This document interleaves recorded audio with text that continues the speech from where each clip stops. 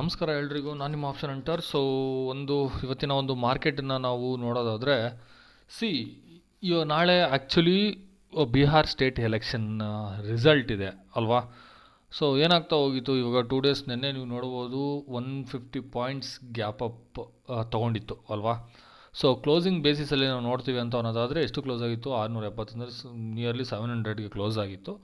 ನೋಡಿ 150 points next day gap ಆಗಿದ್ದು, sustain ಕೂಡ ಆಯಿತು, ಒಳ್ಳೆ ಚೆನ್ನಾಗಿ ಸಸ್ಟೈನ್ ಕೂಡ ಆಯಿತು. ದೆನ್ ಇವತ್ತು ಕೂಡ ಸಸ್ಟೈನ್ ಆಗಿದೆ ಅಂತಲೇ ಹೇಳ್ಬೋದು. ಎಲ್ಲಿ ಓಪನ್ ಆಗಿತ್ತು ಅಂದರೆ ಪ್ರೀವಿಯಸ್ ಡೇ ಎಲ್ಲಿ ಕ್ಲೋಸ್ ಆಗಿತ್ತು ಅಲ್ಲಿಗೆ ಬಂದು ಮತ್ತು ಮಾರ್ಕೆಟ್ ಇವತ್ತು ಕ್ಲೋಸ್ ಆಗಿದೆ. ಅರೌಂಡ್ 26,000 ತನಕ ಹೋಗಿತ್ತು. ಬಟ್ ಮಾರ್ಕೆಟ್ನ ಮತ್ತೆ ಒಂದು ಪ್ರಾಫಿಟ್ ಬುಕ್ಕಿಂಗ್ನ ಕರ್ಕೊಂಬಂದು ಮಾರ್ಕೆಟ್ ಏನು ಮಾಡಿದೆ, ಕೆಳಗಡೆ ಬಿಟ್ಟಿದೆ. ಹಾಗಾದರೆ ನಾಳೆ ಬಿಹಾರ್ ಸ್ಟೇಟ್ ಎಲೆಕ್ಷನ್ನಿನ ಒಂದು ಇಂಪ್ಯಾಕ್ಟ್ ನಮ್ಮ ಮಾರ್ಕೆಟ್ಗೆ ಹೇಗೆ ಆಗುತ್ತೆ ಅನ್ನೋದನ್ನು ನಾವು ಅನಾಲಿಸಿಸ್ ಮಾಡೋದಾದರೆ, ಇವತ್ತು ಕೆಲವೊಂದು ರಿಸಲ್ಟ್ಸ್ಗಳು ಇತ್ತು, ಯಾವುದು ಕೆಲವೊಂದು ಕಂಪನಿಗಳ ರಿಸಲ್ಟ್ಸು ಇತ್ತು. ರಿಸಲ್ಟ್ಸು ಚೆನ್ನಾಗಿ ಬಂದಿತ್ತು, ಮಾರ್ಕೆಟ್ ಮೂಮೆಂಟಮ್ನು ತುಂಬ ಚೆನ್ನಾಗಿ ತೊಗೊಂಡಿತ್ತು ಕೂಡ ಅಲ್ವಾ. ಹಾಗಾಗಿ ಇವತ್ತು ಮಾರ್ಕೆಟ್ ಏನಾಯಿತು, ಓಪನ್ ಆದಾಗ ಒಂದು 5 ಮಿನಿಟ್ಸ್ಗೆ ಹೋಗಿ ಇಲ್ಲೊಂದು ಅನಾಲಿಸಿಸ್ನ ನಾವು ಮಾಡೋದಾದರೆ, ಓಪನ್ ಆಗಿ ಒಂದು ಲೋನ ಟಚ್ ಮಾಡಿ ಅರೌಂಡ್ 25,800 ಟಚ್ ಮಾಡಿ ಮತ್ತೆ ಹಾಗೆ ಬೌನ್ಸ್ ಬ್ಯಾಕ್ ಆಯಿತು.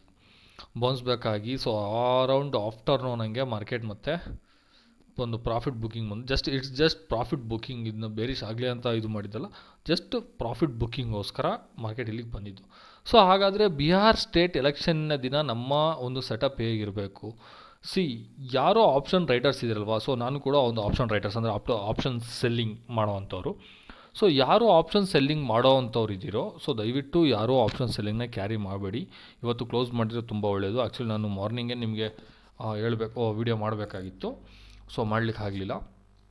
ಯಾರು ಆಪ್ಷನ್ ಸೆಲ್ಲಿಂಗಲ್ಲಿ ಪೊಸಿಷನ್ನ ಹೋಲ್ಡ್ ಮಾಡಿದಿರೋ ದಯವಿಟ್ಟು ಅವರು ಮಾರ್ನಿಂಗೇ ಕ್ಲೋಸ್ ಮಾಡ್ಕೊಳ್ಳಿ, ಮಾರ್ಕೆಟ್ ಏನು ಇಂಪ್ಯಾಕ್ಟ್ ಆಗದೇ ಇದ್ದರೆ.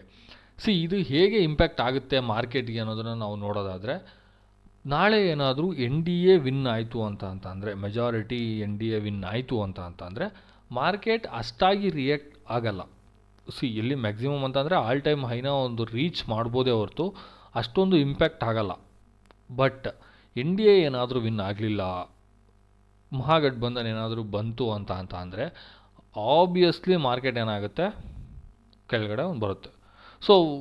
ನೀವು ನೋಡಿರ್ಬೋದು ಯಾವುದರಲ್ಲಿ ಅಂತ ಅಂದರೆ, ಮನಿ ಕಂಟ್ರೋಲಲ್ಲಿ ಒಂದು ಆರ್ಟಿಕಲ್ ಬಂದಿತ್ತು ಈಗೊಂದು 2 ಡೇಸ್, ಓಕೆ ನೆನ್ನೆ ಈವ್ನಿಂಗ್ ಅನಿಸುತ್ತೆ, ಒಂದು ಆರ್ಟಿಕಲ್ ಬಂದಿತ್ತು. ಆರ್ಟಿಕಲ್ ಹೇಳಿದರೆ 5 to 7% ಕರೆಕ್ಷನ್ ಆಗೋ ಚಾನ್ಸಸ್ ಇದೆ NDA ಏನಾದರೂ ಅಧಿಕಾರಕ್ಕೆ ಬರಲಿಲ್ಲ ಅಂತ ಅಂದರೆ ಬಿಹಾರದಲ್ಲಿ ಅನ್ನೋ ಒಂದು ಆರ್ಟಿಕಲ್ನ ನಾವು ನೋಡಿದ್ದೀವಿ. ಹಾಗಾಗಿ ಇಫ್ ಮಾರ್ಕೆಟ್ ಏನಾದರೂ ನಾಳೆ ಆಲ್ ಟೈಮ್ ಹೈನ ಬ್ರೇಕ್ ಮಾಡಬೇಕು ಅಂತ ಇದ್ದರೆ, ಅಥವಾ ಚಾನ್ಸಸ್ ಏನಾದರೂ ಇದನ್ನ ಬ್ರೇಕ್ ಮಾಡೋವಂಥ ಚಾನ್ಸಸ್ ಇದೆ ಅಂತಂದರೆ ಅದು NDA ವಿನ್ ಆದರೆ ಮಾತ್ರ ಮಾರ್ಕೆಟ್ ಮೂಮೆಂಟಮ್ನ ತೊಗೊಳ್ಳೋಂಥ ಚಾನ್ಸ್ ಇದೆ, ಆಲ್ ಟೈಮ್ ಹೈನ ಬ್ರೇಕ್ ಮಾಡೋಂಥ ಚಾನ್ಸ್ ಇದೆ. ಅದರ್ವೈಸ್ ಮಹಾಗಠಬಂಧನ್ ಏನಾದರೂ ಬಂತು, ಮಾರ್ಕೆಟ್ ಮೆಜಾರಿಟಿ ಬಂತು ಅಂತ ಅಂದರೆ ಡೆಫಿನೆಟ್ಲಿ ಮಾರ್ಕೆಟ್ ಎಲ್ಲಿಗೆ ಹೋಗಿ ನಿಂತ್ಕೊಳುತ್ತೋ ಗೊತ್ತಿಲ್ಲ.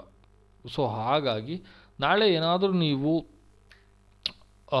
ಒಂದು ಪ್ಲ್ಯಾನ್ನ ಮಾಡ್ತಾಯಿದ್ದೀರಾ ಟ್ರೇಡಿಂಗಲ್ಲಿ ಅಂತಂದರೆ ಡೆಫಿನೆಟ್ಲಿ ಏನು ಮಾಡ್ತೀರಾ ಅಂತಂದರೆ ಬೈಯಿಂಗಲ್ಲಿ ಪ್ಲ್ಯಾನ್ ಮಾಡಿ. ಯಾಕೆಂದರೆ ಮಾರ್ಕೆಟ್ ನಾಳೆ either bullish side or bearish side ಚೆನ್ನಾಗಿ ಮೂಮೆಂಟಮ್ನ ಕೊಟ್ಟೇ ಕೊಡುತ್ತೆ. ಅದು ಎಲೆಕ್ಷನ್ ರಿಸಲ್ಟಿನ ಮೇಲೆ ಇಂಪ್ಯಾಕ್ಟ್, ಅಂದರೆ ಎಲೆಕ್ಷನ್ ರಿಸಲ್ಟ್ ಮೇಲೆ ಡಿಪೆಂಡ್ ಆಗಿರುತ್ತೆ ಮಾರ್ಕೆಟ್ ಯಾವ ಕಡೆ ಮೂಮೆಂಟಮ್ನ ಕೊಡುತ್ತೆ ಅಂತ. ನೋಡ್ಬೋದು ಇಲ್ಲಿ. ಮಾರ್ಕೆಟ್ ಹೇಗೆ ಮೂಮೆಂಟಮ್ನ ತೊಗೊಳ್ಳಿದೆ. ಟೆಕ್ನಿಕಲಿ ಮಾರ್ಕೆಟ್ ತುಂಬ ಸ್ಟೇಬಲ್ ಆಗಿದೆ. ಈ ಲೆವೆಲಲ್ಲಿ 700 or 800 ತುಂಬ ಅಂದರೆ ತುಂಬ ಮಾರ್ಕೆಟ್ಗೆ ಏನಾಗಿದೆ, ಒಂದು ಸಪೋರ್ಟ್, ತುಂಬ ಚೆನ್ನಾಗಿ ಸಪೋರ್ಟ್ ಇದೆ ಕೂಡ. ದೆನ್ ನೋಡ್ಬೋದು ನೆನ್ನೆ ರ್ಯಾಲಿನೂ ತುಂಬ ಚೆನ್ನಾಗಿತ್ತು, ಇವತ್ತು ಕೂಡ ಮಾರ್ಕೆಟ್ ತುಂಬ ಚೆನ್ನಾಗಿ ರ್ಯಾಲಿ ತೊಗೊಳ್ತು.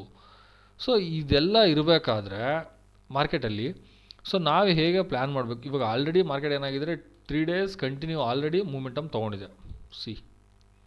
3 days ಆಲ್ರೆಡಿ ಮೂಮೆಂಟಮ್ನ ತೊಗೊಂಡಿದೆ. 3 days, 4 days, 5 days ಅಂತಲೇ ಹೇಳ್ಬೋದು. 5 days ಮಾರ್ಕೆಟ್ ಒಳ್ಳೆ ಮೂಮೆಂಟಮ್ ತೊಗೊಂಡಿದೆ.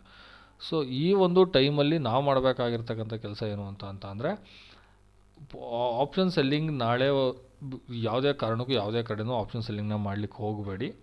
ಮಾಡಿದರೂ ಕೂಡ ಎಸ್ ಎಲ್ನ ಆ ಟೈಮಲ್ಲಿ ಅಲ್ಲಿ ಇಟ್ಟಿರಿ. ನೀವು ಯಾವುದೇ ಎಂಟ್ರಿನ ತೊಗೊಂಡ್ರೂ ಕೂಡ ವಿತೌಟ್ ಎಸ್ ಎಲ್ ಯಾವುದೂ ಮಾಡ್ಲಿಕ್ಕೆ ಹೋಗ್ಬೇಡಿ. ಯಾಕಂದರೆ ನಾನು ಸೆಲ್ಲಿಂಗಲ್ಲಿ ನಾನು ಸೆಲ್ಲರ್ ಆಗಿರೋದ್ರಿಂದ, ಬಟ್ ಎಸ್ ಎಲ್ ನಾನು ಯಾವಾಗಲೂ ಇಡಲ್ಲ. ಎಸ್ ಎಲ್ ಇಲ್ದೇ ನಾನು ಟ್ರೇಡ್ ಮಾಡೋದು.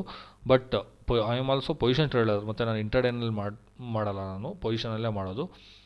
ಬಟ್ ಇಲ್ಲಿ ನಾಳೆ ಏನಾಗುತ್ತೆ, ಯಾವ ಮಾರ್ಕೆಟ್ ನ್ಯೂಸ್ ಬೇಸ್ ಮೇಲೆ ವರ್ಕ್ ಆಗೋದ್ರಿಂದ, ಎಮೋಷ್ನಲಿ ಗ್ರೀಡಿಯಿಂದ ನ್ಯೂಸ್ ಬೇಸ್ ಮೇಲೆ ವರ್ಕ್ ಆಗೋದ್ರಿಂದ, ಸೊ ನಾಳೆ ಏನು ಮಾಡ್ತೀರಾ, ನೀವು ಯಾವುದೇ ಎಂಟ್ರಿನ ತೊಗೊಂಡ್ರು, ಇದರ ಕಾಲ್ ಕಡೆ ತೊಗೊಂಡ್ರು ಪುಟ್ ಕಡೆ ತೊಗೊಂಡ್ರು ಒಂದು ಸ್ಟಾಪ್ ಲಾಸ್ನ ಮೇಂಟೈನ್ ಮಾಡಲೇಬೇಕಾಗುತ್ತೆ. ಯಾಕೆ ಅಂತಂದರೆ ಇಂಪ್ಯಾಕ್ಟ್ ತುಂಬ ಜಾಸ್ತಿ ಇರುತ್ತೆ, ಮಾರ್ಕೆಟಲ್ಲಿ ತುಂಬ ಇಂಪ್ಯಾಕ್ಟ್ ಜಾಸ್ತಿ ಇರುತ್ತೆ. ಐ ಹೋಪ್ ನಾಳೆ NDAನೇ ಬರುವಂಥ ಚಾನ್ಸಸ್ ತುಂಬ ಇದೆ. ಎಕ್ಸಿಟ್ ಪೋಲಲ್ಲೂ ನಾವು ನೋಡಿದ್ದೀವಲ್ವ, ಆಲ್ಮೋಸ್ಟ್ 60-70% NDAನೇ ಬರುವಂಥ ಚಾನ್ಸ್ ಇದೆ.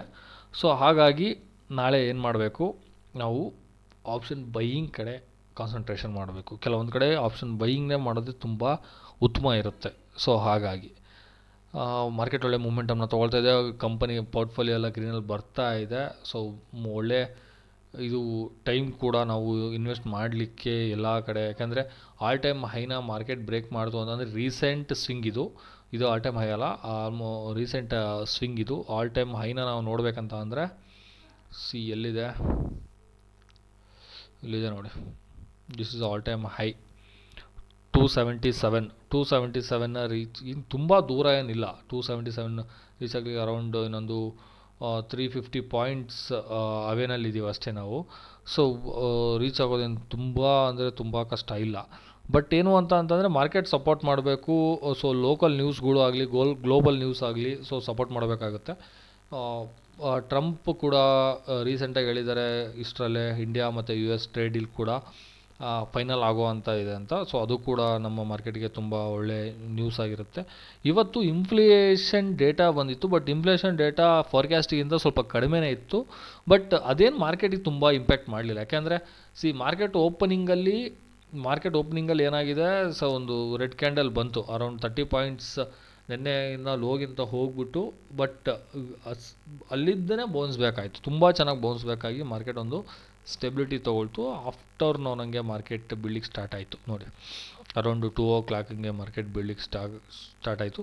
ಬಟ್ ಪ್ರೀಮಿಯಮ್ಸ್ ಇದೆ ಅಲ್ವಾ, ಪ್ರೀಮಿಯಮ್ಸ್ ಕಾಲ್ ಕಡೆ ಅಷ್ಟೊಂದು ಮೂಮೆಂಟಮ್, ಈ ಕಾಲ್ಸ್ ಕಡೆ ಹೋಗ್ತಾ ಇರಬೇಕಾದ್ರೆ ಅಷ್ಟೊಂದು ಮಾರ್ಕೆಟ್ ಪ್ರೀಮಿಯಮ್ಸ್ ರೈಸ್ ಆಗ್ತಾ ಇಲ್ಲ. ಬಟ್ ಪುಟ್ ಕಡೆ ಯಾವಾಗ ಬೀಳ್ಲಿಕ್ಕೆ ಸ್ಟಾರ್ಟ್ ಆಯ್ತು ನೋಡಿ, ಇವಾಗ ಕಾಲ್ ಕಡೆ ಇಲ್ಲಿಗೆ ರೀಚ್ ಆಗಲಿಕ್ಕೆ, ಇಲ್ಲಿ ರೀಚ್ ಆಗಲಿಕ್ಕೆ ಎಷ್ಟು ಟೈಮ್ ತೊಗೊಂಡಿದೆ, ಎಷ್ಟು ಕ್ಯಾಂಡಲ್ಸ್ಗಳನ್ನ ಫಾರ್ಮೇಷನ್ ಮಾಡಿದೆ ಅಲ್ವಾ. ಬಟ್ ಇಲ್ಲಿಗೆ ಮಾಡಲಿಕ್ಕೆ ಅರೌಂಡ್ 6 ಕ್ಯಾಂಡಲ್ಸಲ್ಲಿನೇ ಮಾರ್ಕೆಟ್ ಎಲ್ಲ ತಿನ್ಕೊಂಬಿಡ್ತು. So this is market. So ನಾವು ಹೇಗೆ ಮಾರ್ಕೆಟನ್ನು ಪ್ರಿಡಿಕ್ಷನ್ ಮಾಡ್ತೀವಿ, ಯಾವ ಬೇಸಿಸ್ ಮೇಲೆ ಪ್ರಿಡಿಕ್ಷನ್ ಮಾಡ್ತೀವಿ ಅನ್ನೋದು ತುಂಬ ಇಂಪಾರ್ಟೆಂಟ್ ಆಗುತ್ತೆ. ಸೊ ಐ ಹೋಪ್ ಮಾರ್ಕೆಟಲ್ಲಿ ಯಾವುದೇ ಡೌಟ್ಸ್ ಇದ್ರೂ ಕಮೆಂಟ್ ಬಾಕ್ಸಲ್ಲಿ ತಿಳಿಸಿ. ಸೊ ನಾನು ಖಂಡಿತವಾಗ್ಲೂ ಕ್ಲಾರಿಫೈ ಮಾಡಲಿಕ್ಕೆ ಇಷ್ಟಪಡ್ತೀನಿ. Okay, thank you.